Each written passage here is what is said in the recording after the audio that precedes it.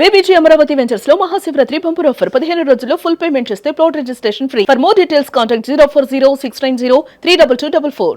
ఆంధ్రప్రదేశ్ రాష్ట్ర గౌరవ మంత్రివర్యులు నారా చంద్రబాబు నాయుడు గారికి, అదేవిధంగా వేదిక నిర్వహించినటువంటి గౌరవ భారతీయ జనతా పార్టీ రాష్ట్ర అధ్యక్షులు మాధవ్ గారికి, గౌరవ మన మంత్రివర్యులు పెద్దలు మన అచ్చెన్నాయుడు గారికి, మరొక మంత్రివర్యులు గౌరవనీయులు దుర్గేష్ గారికి, అదేవిధంగా వేదికను అలంకరించినటువంటి గౌరవ శాసన సభ్యులు శ్రావణ్ కుమార్ గారికి, అదేవిధంగా మన స్పెషల్ పిఎస్ సాయి ప్రసాద్ గారికి, వేదిక మీద ఉన్నటువంటి బెస్ట్ ప్రాక్టీసెస్ ద్వారా సెలెక్ట్ అయినటువంటి రైతు సంఘ ప్రతినిధులకు, వేదిక ముందున్నటువంటి రైతు సంఘ ప్రతినిధులకు అందరికీ కూడా ముందుగా హృదయపూర్వకమైనటువంటి నమస్కారాలు మీ అందరికీ కూడా తెలియజేసుకుంటూ ఉన్నా.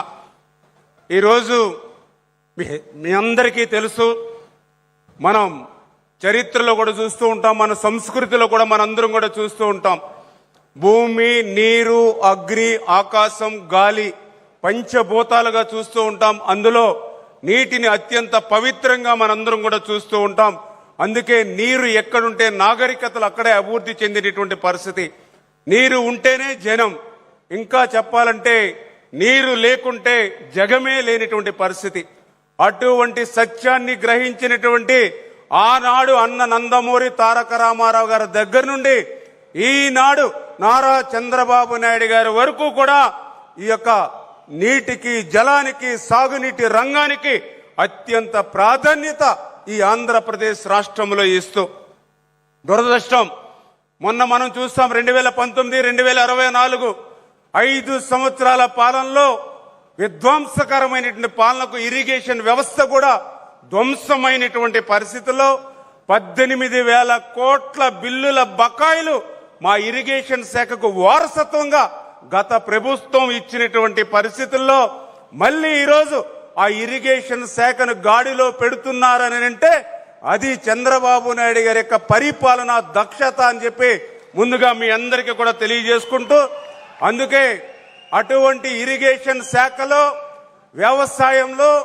రైతులకి భాగస్వామి ఉండాలనేటువంటి ఆలోచనతో సాగునీటి సంఘాలకు రూపకల్పన చేసినటువంటి మరి వ్యక్తి మన నారా చంద్రబాబు నాయుడు గారు అనే విషయాన్ని సందర్భంగా తెలియజేసుకుంటూ, అటువంటి సాగునీటి సంఘాల్ని గత ప్రభుత్వం రద్దు చేస్తే మళ్ళీ ఈరోజు ఈ ప్రభుత్వం వచ్చిన తర్వాత మళ్ళీ వాటిని పునరుద్ధరించి, ఎందుకు ఈ మాట చెప్తున్నామనంటే గత 5 సంవత్సరాల పాలనలో నీటి సంఘాలు లేక అడిగేవాడికి ఎవరిని అడగాలో కూడా తెలియనిటువంటి పరిస్థితుల్లో ఎక్కడ కూడా 5 సంవత్సరాల్లో ఏ కెనాల్లో కానీ, ఏ డ్రైన్లో కానీ, ఏ రిజర్వాయర్లో కానీ ఒక తూడు కానీ, గొరబడెక్క కానీ, డీసిల్డింగ్ కానీ మరి ఎక్కడ చూసినా కూడా మరి ఏదైతే లాకులు కానీ, షట్టర్స్ కానీ, రోప్స్ కానీ మరామతులు మాటటుంచి గ్రీజు కూడా పెట్టి మెయింటెనెన్స్ చేయనటువంటి స్థితిలో ఆ రోజు మనందరం చూసాం.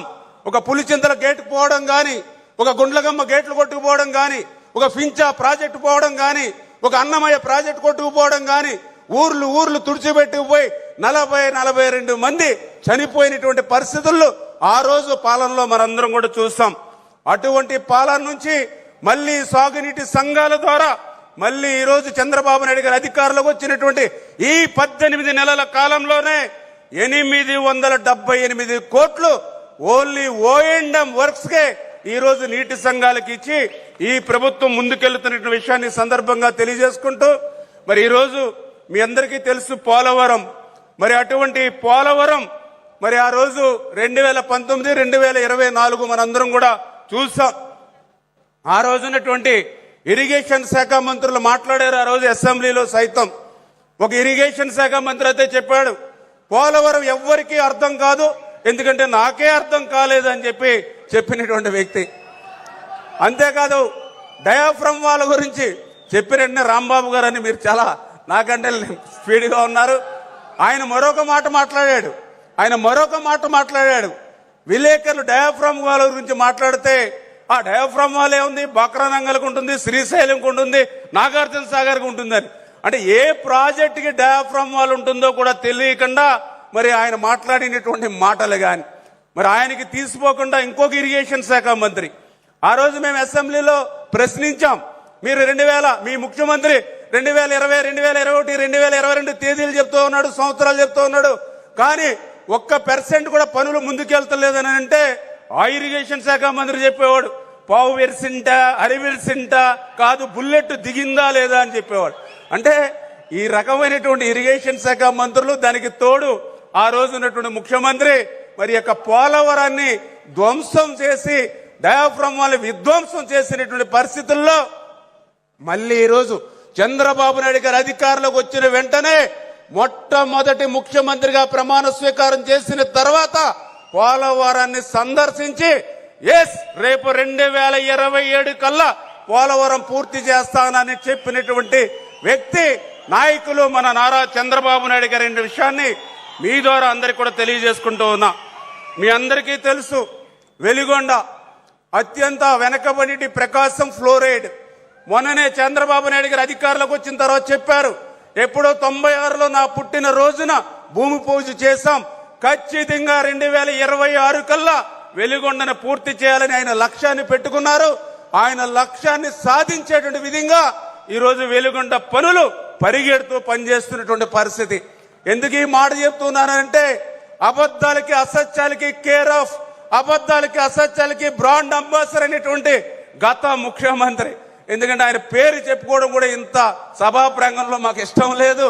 అటువంటి వ్యక్తి అక్కడ ఆ వెలుగొండకి సంబంధించి హెడ్ వర్క్స్ పూర్తి కాల, టన్నెల్ 2లో బెంచింగ్ పనులు పూర్తి కాల, టన్నెల్ 2లో లైనింగ్ పూర్తి పనులు కాల, ఆ యొక్క వెలుగొండకు సంబంధించి ఫీడర్ కెనాల్ పునాదులు కూడా ప్రారంభం కాల. అక్కడ ఉన్నటువంటి నిర్వాసులకి 900 కోట్ల రూపాయలు ఇవ్వాలంటే ₹1 ఇవ్వాలా. కానీ ఎన్నికల ముందు మాత్రం వెలుగొండని జాతికి అంకితం అని మరి ప్రకాశం జిల్లా ప్రజలు కూడా ఏ రకంగా మోసం దగ. ఈ రోజు మళ్ళీ ఈ కూటమి ప్రభుత్వం చంద్రబాబు నాయుడు గారి సారథ్యంలో మళ్ళీ ఈ రోజు ఆయన లక్ష్యం, దశ, దిశ ఇచ్చి ప్రతి వారం కూడా మమ్మల్ని రివ్యూ చేస్తున్నటువంటి పరిస్థితి అని చెప్పి మీ ద్వారా ఈ సందర్భంగా తెలియజేసుకుంటూ, మరి అదే విధంగా మరి ఈరోజు పోలవరం లెఫ్ట్ మెయిన్ కెనాల్ ఉంది. ఆయన ఒకటే చెప్పారు, అధికారంలోకి వచ్చిన తర్వాత ఉత్తరాంధ్ర ప్రజల మరి వాళ్ళందరినీ రుణం తీర్చుకునేటువంటి విధంగా పోలవరం లెఫ్ట్ మెయిన్ కెనాల్ పూర్తి చేసి మరి విశాఖ దాహార్తిని తీర్చి ఉత్తరాంధ్రకు గోదావరి జలాలు తీసుకెళ్లాలని. ఇప్పుడు కూడా మేము ఫోటో ఎగ్జిబిషన్ చూస్తూ ఉంటే ఈ పోలవరం లెఫ్ట్ మెయిన్ కెనాల్ ఈ సీజన్ లో మనం మార్చి కల్లా మీరు పూర్తి చేసి అప్పజెప్పాలి, నేను మళ్ళీ వెంటనే నీళ్లు విడుదల చేయాలని. అంటే ప్రతి క్షణము కూడా చంద్రబాబు నాయుడు గారి యొక్క ఆలోచన ఉత్తరాంధ్రను ఏ రకంగా సస్యశ్యామలం చేయాలనేటువంటి ఆయన ఆలోచనకి అదొక నిదర్శనం అని చెప్పి తెలియజేసుకుంటూ, మరి అదేవిధంగా ఈరోజు మరి రాయలసీమ బిడ్డ అని చెప్పుకునేటువంటి వ్యక్తి ఈరోజు కూడా పోతిరెడ్డి పాడు గురించి వాళ్ళు మాట్లాడుతూ ఉంటే దయ్యాలు వేదాలు వెల్లిస్తున్న ఉన్నటువంటి పరిస్థితి. ఎందుకు ఈ మాట చెప్తున్నానంటే, పోతిరెడ్డిపాడు లిఫ్ట్ గురించి మాట్లాడుతూ ఉన్నారు. కానీ ఆ పోతిరెడ్డిపాడు లిఫ్ట్ ఎవరి హయాంలో రద్దయింది అని చూస్తే ఆ పోతిరెడ్డిపాడు అనేది ఏదైతే 2020 సంవత్సరంలో 20 అదేవిధంగా 5వ నెల అంటే 20వ తేదీ మే నెల 2020 ఆ రోజునే ఎన్జిటి ఆ రోజు స్టే ఆర్డర్ పోతిపాడు లిఫ్ట్కి ఇస్తే ఈ రోజు మన మీద అబద్ధాలు అసత్యాలు మాట్లాడుతున్నటువంటి పరిస్థితి. 2020లో ఈ రాష్ట్రానికి ముఖ్యమంత్రికి ఎవరున్నారో కూడా మరి ప్రజలు మర్చిపోయారన్నట్టుగా వాళ్ళు ఈ రోజు పోతిరెడ్డిపాడు లిఫ్ట్ గురించి మాట్లాడుతూ ఉంటే, ఎందుకంటే 4 సంవత్సరాలు నువ్వు తాడేపల్లి రాజప్రసాదంలో మొద్దు నిద్రపోయేటువంటి పరిస్థితిని గుర్తుపెట్టుకోమని. అదేవిధంగా ఎంత దారుణం, అన్యాయం, మోసం అంటే ఆ రోజు ఆయనే ఒక జీవో ఇచ్చాడు, 364 జీవో. 364 జీవో పోతిరెడ్డిపాడులో ఏదైతే ఈ పోతిరెడ్డిపాడు లిఫ్ట్ అనేది మేము సాగునీరు కోసం కాదు, కేవలం డ్రింకింగ్ వాటర్ కోసమే ఈ లిఫ్ట్ తీసుకున్నామని స్వయంగా ఆయన ప్రభుత్వంలోనే ఆయన ముఖ్యమంత్రిగా ఉండగానే ఇది డ్రింకింగ్ వాటర్ అని చెప్పి ఈ రోజు మళ్ళీ వైఎస్ఆర్సీపీ నాయకులు ఈ రోజు మళ్ళీ ఆ లిఫ్ట్ గురించి మాట్లాడుతూ ఉంటే దొంగ అని అరిసినట్టుగా ఉన్నటువంటి పరిస్థితి. ఇటువంటి మోసగాళ్ల పట్ల, ఇటువంటి దగ, అబద్ధాలు, అసత్యాలు చేసే వాళ్ళ పట్ల మనందరం కూడా అప్రమత్తంగా ఉండాలని. ఎందుకు ఈ మాట చెప్తున్నానంటే, నిజంగా నువ్వు రాయలసీమ బిడ్డ మీద మమకారం ఉండుంటే అంద్రీనివకు నువ్వు 5 సంవత్సరాల్లో ₹1 పెట్ల, ఒక తట్ట మట్టేలా, ఆఖరికి కరెంటు బిల్లుల బకాయిలు కూడా ఎగ్గొట్టుపోయాడు గత ముఖ్యమంత్రి. కానీ ఈరోజు చంద్రబాబు నాయుడు గారు అధికారంలోకి వచ్చినటువంటి మొదటి సంవత్సరంలోనే, అంటే 5 సంవత్సరాల్లో వాళ్ళు చేయలేనిటువంటి పనిని మొదటి సంవత్సరంలోనే అంద్రీనివాను పూర్తి చేసి 728వ కిలోమీటర్ ఆఖరి వరకు కూడా కృష్ణమ్మ జలాలను 3860 కోట్ల రూపాయలు పెట్టి చంద్రబాబు నాయుడు గారు తీసుకెళ్లారని అంటే అది రాయలసీమను రతనాల సీమగా చేసేటువంటి చిత్తశుద్ధికి అదొక నిదర్శనం అని చెప్పి తెలియజేసుకుంటూ, మరి ఈ రకంగా చెప్పుకుంటూ వెళ్తే ఈ 18 నెలల కాలంలోనే ఇట్లా అనేకమైనటువంటి ఇరిగేషన్ కార్యక్రమాలు ముందుకు తీసుకెళ్తూ ఉన్నాం. మరి ఇటువంటి సందర్భంగా మరి దయ ఉంచి ఎవరైతే రైతు సంఘాలు ఎవరైతే ఉన్నారో మరి మీరందరూ కూడా బాధ్యత తీసుకుని రాబోయేటువంటి రోజుల్లో ఒక సంవత్సరం వర్షాలు బాగా పడితే ఇంకొక 1-2 సంవత్సరాలు వర్షాలు లేకపోయినా ఈ ఆంధ్రప్రదేశ్ రాష్ట్రంలో కరువు అనేది కనపడకుండా ఉండాలి. ప్రతి నీటి బొందును ఒడిసిపెట్టి భద్రపరచుకోవాలనేటువంటి చంద్రబాబు నాయుడు గారి యొక్క ఆలోచన, ఆయన ఇచ్చేటువంటి దిశ మీ అందరి ద్వారా ఆంధ్రప్రదేశ్ రాష్ట్రం భవిష్యత్తులో ఒక కరువు రహిత రాష్ట్రంగా మారుతుందని చెప్పి మరొక్కసారి మీ ద్వారా అందరికీ కూడా తెలియజేసుకుంటూ, మరి ఈరోజు ఆ చంద్రబాబు నాయుడు గారి కృషి వల్లే, ఆయన మాకు ఇచ్చినటువంటి లక్ష్యాల వల్లే ఈరోజు ఫిబ్రవరి నెల వచ్చింది. గత సంవత్సరం కూడా చూస్తాం ఏప్రిల్ మే నెలకి, ఆ నెలలో కూడా రిజర్వాయర్లు రాయలసీమలో సైతం కలకల్లాడుతూ ఉన్నాయనంటే ఈవేళ ఒక గోరకల్లు గాని, అవుకు గాని, గండికోట గాని, చిత్రావతి గాని, పైడిపాలెం గాని, బ్రహ్మసాగర్ గాని ఏ రిజర్వాయర్ చూసినా సరే మరి అన్ని కూడా కలకల్లాడుతున్నటువంటి పరిస్థితి. అందుచేత అటువంటి రాయలసీమ కలకల్లాడుతూ ఉంటే మరి ఈవేళ మరి ఏదైతే పోతిరెడ్డిపాడు దగ్గర లిఫ్ట్ అని చెప్పి ఈవేళ వైఎస్ఆర్సీపీ ధర్నా చేస్తూ ఉంటే చాలా ఆశ్చర్యం. అదే నేను చెప్తూ ఉన్నా. ఆ యొక్క పోతిరెడ్డిపాడు దగ్గర నుంచి నీరు ఎక్కడికి పోవాలని అంటే ఏదైతే గోరకల్లుకి పోవాలి. ఈవేళ గోరకల్లు ఫుల్ రిజర్వాయర్ పెట్టించారు చంద్రబాబు నాయుడు గారు.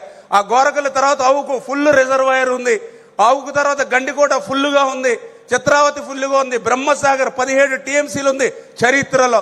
అంటే ఈ రకంగా ఒక పరిపాలన దక్షతతో ఈవేళ మేము రాయలసీమ వెళ్తుంటే చెప్తూ ఉన్నారు అక్కడ రైతులు, ఎప్పుడో శ్రీకృష్ణ దేవరాయల కాలంలో మా యొక్క తటాకాలన్నీ జలకలతో ఉట్టిపడేవి, మళ్ళీ చంద్రన్న హయాంలోనే ఈ రోజు మా రాయలసీమలో ఈ యొక్క తటాకాలన్నీ ఈ జలాశయాలన్నీ కలకల్లాడుతూ ఉన్నాయని ఈవేళ రైతులు చెప్తూ ఉంటే ఈవేళ మరొక మోసం దగాతోటి ఈవేళ వైసీపీ నాయకులు అంటే రాయలసీమకు చేస్తున్నటువంటి ప్రగతి, రాయలసీమకు వస్తున్నటువంటి సాగునీటి ప్రాధాన్యత చూసి ఈవేళ ఓర్వలేక ఈవేళ తప్పుదోవ పట్టించేటువంటి విధంగా ఈ రోజు వైఎస్ఆర్సీపీ చేస్తున్నటువంటి విషయాన్ని కూడా దయ ఉంచి అందరూ కూడా అర్థం చేసుకోవాలని చెప్పేసి కూడా మరొక్కసారి మీ ద్వారా కూడా తెలియజేసుకుంటూ, ఎందుకు ఆఖరికి ఒక మాట చెప్తూ ఉన్నానంటే ఈవేళ గోరకల్లు అనేది జిఎన్ఎస్ఎస్కి అత్యంత కీలకం.